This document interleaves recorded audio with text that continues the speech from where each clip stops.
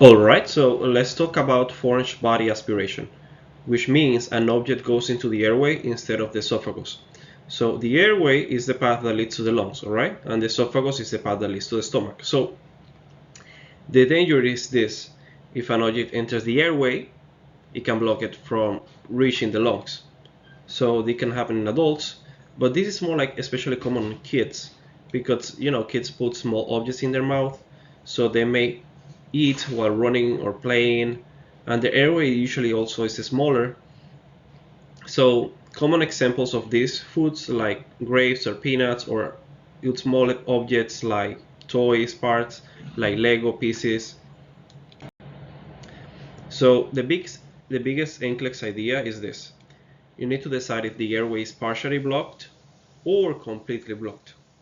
So if the person can cough, speak, cry, or breathe, this is not fully blocked, right?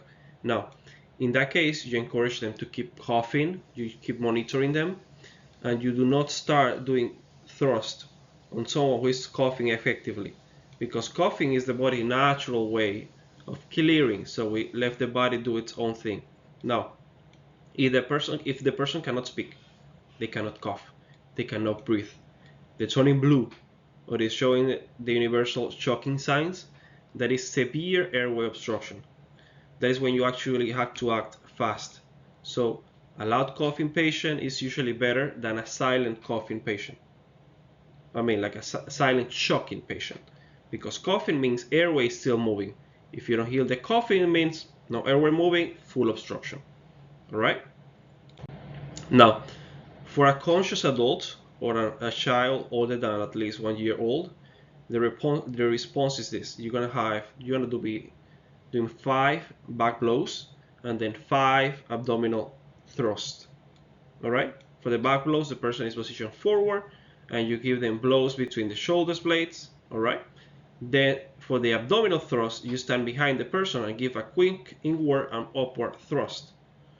So pretty much you close your fist, and when you put your hand like this, and that way you push towards the stomach, right? Like towards in. So you keep alternating, you keep doing 5 back blows, 5 abdominal blows, 5 back blows, 5 abdominal blows. All right. You repeat that cycle until the object comes out or the person becomes unresponsive. But remember, this is for adults and children older than 1 year old. And the place where you put the hands for the abdominal thrust is just below the rib cage. In the image right there, you should be able to see it. It's not in the abdomen directly. It's a little bit like just below the rib cage, just in the. Make sense? Now, for an infant under 1 year, the response is different. You do not do abdominal thrust on an infant. For a shocking infant, you're gonna give them 5 back blows and 5 chest thrusts. Okay? So the infant should be supported with the head lower than the chest. For the back blows, the infant is face down along your forearm with the head and jaw supported. Then you turn the infant face up and give them 5 chest thrusts using 2 fingers in the center of the chest. So if the infant rule is 5 back blows, 5 chest thrusts. Okay? Now, there is a major safety trap. Do not do blind finger sweeps. Okay? Don't do that. Don't be trying to insert your finger inside the patient's mouth. It could be you could get potentially even worse. You could be even more with the object and increase the risk for full blockage. So you only remove the object if you can actually see it. If you cannot see it, don't put your finger on it. Okay? If you blindly sweep the mouth, you can push the object deeper in the airway and you can make the disruption worse.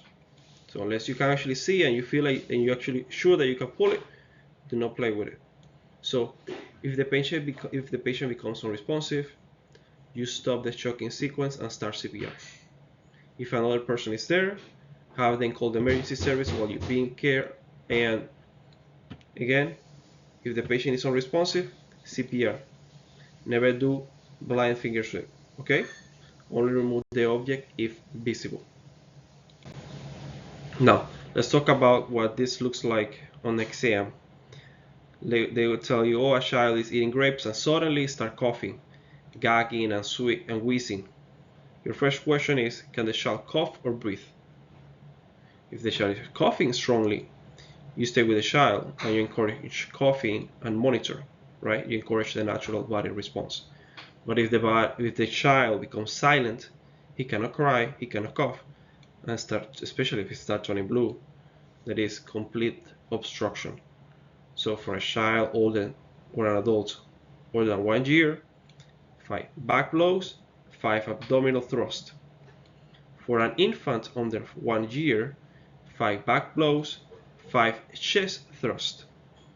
Another important point is that foreign body aspiration does not always end immediately after the shocking event. So sometimes the object just moves lower into the airway, especially into the bronchus. After that, the patient may have persistent cough, wheezing, shortness of breath, decreased breath sounds on one side, or symptoms that looks more like asthma or pneumonia. So if the child has a sudden shocking episode and later develops persistent cough, wheezing, or on one side decreases the breath sounds, you have to think on a foreign body aspiration.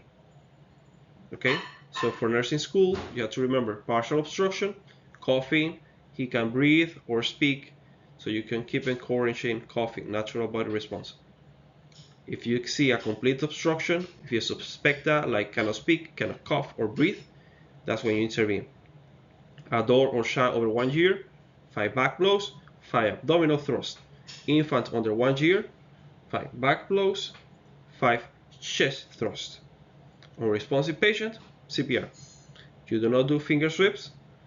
And the biggest one, a quiet choking child is worse than a loud coughing one. Okay? Those are the answers that I want you to catch in that case.